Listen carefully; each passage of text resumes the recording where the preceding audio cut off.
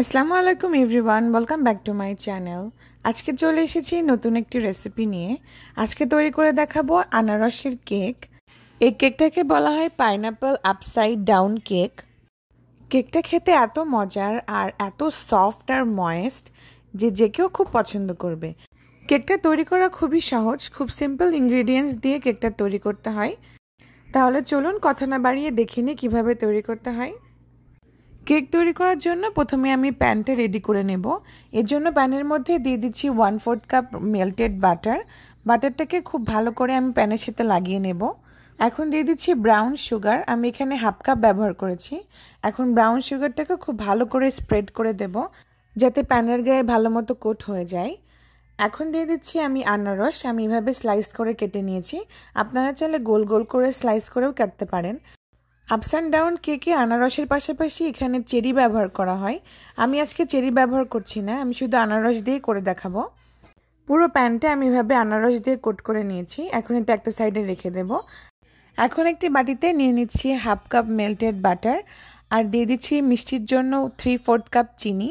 এখন সব কিছু খুব ভালো করে মিশিয়ে নেব। এখন দিয়ে দিচ্ছি 2টা রুম টেম্পারেচারের ডিম।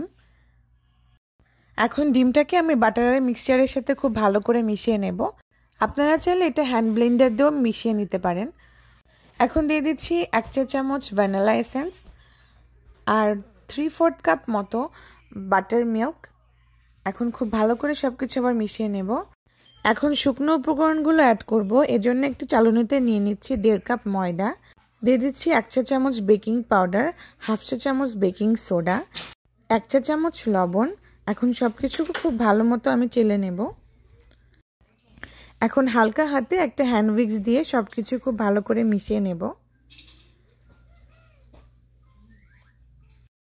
মেশানোর জন্য আমি এখানে 2 টেবিল চামচ মতো আরও দুধ ব্যবহার করেছি। এতে স্মুথ ব্যাটার তৈরি হয়ে যাবে। ঠিক এরকম আমাদের কনসিস্টেন্সির একটা ব্যাটার তৈরি করতে হবে। এখন এই পর্যায়ে আমি অ্যাড করে দিচ্ছি 1/2 কাপ আমি আনারস কুচি করে রেখেছিলাম, সেই আনারস কুচি। এখন আবার সব কিছু হালকা হাতে মিশিয়ে নেব। অবশ্যই মনে রাখবেন ব্যাটারটা ওভার মিক্স করা যাবে না, এতে করে কেক পারফেক্টলি ফুলবে না। এখন ব্যাটারটা আমি আগে থেকে তৈরি করে রাখা প্যানের ভিতরে ঢেলে দেব। আর আপনাদেরকে বলাই হয়নি, প্যানটা হলো 9 ইঞ্চ প্যান। আমি যতটুকু ব্যাটার ব্যবহার করেছি 9 ইঞ্চ প্যানের জন্য পারফেক্ট।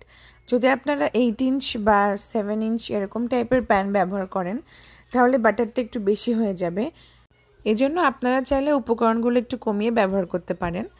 এখন আমি কেকটাকে বেক করে নেব 350 ডিগ্রি প্রিহিটেড ওভেনে। প্রায় আমার 40 থেকে 45 মিনিট সময় লেগেছে কেকটা বেক হতে। এই যে দেখুন একদম ক্লিন বের হয়েছে, তার মানে কেকটা পারফেক্টলি বেক হয়ে গেছে। এখন আমি এইভাবেই প্যানের মধ্যে রেখে কেকটাকে আমি ঠান্ডা করে নেব। কেক ঠান্ডা হয়ে গেলে তো আমি প্যান থেকে উঠিয়ে নেব।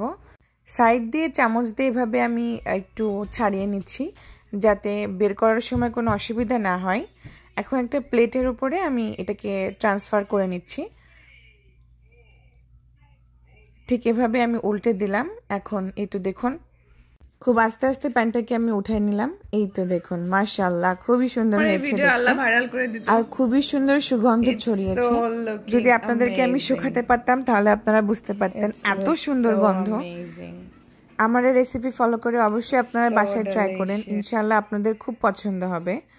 এখন চলুন কেকটা আমরা কেটে দেখি কেমন হয়েছে। খুবই সফট আর ময়েস্ট হয়েছে কেক, দেখুন কত সুন্দর হয়েছে। আশা করি আজকের রেসিপি আপনাদের কাছে ভালো লেগেছে। ভালো লাগলে অবশ্যই ট্রাই করবেন আর আমাকে জানাবেন কেমন হয়েছে। চলুন এবার কেটে দেখাই কতটা সফট হয়েছে। ওয়াও, একদম চামচ দিয়ে কেটে যাচ্ছে। তাহলে আজকের মতো এ পর্যন্তই। সবাই ভালো থাকবেন আর আমার জন্য অনেক অনেক দোয়া করবেন। দেখা হবে নেক্সট ভিডিওতে। আল্লাহ হাফেজ।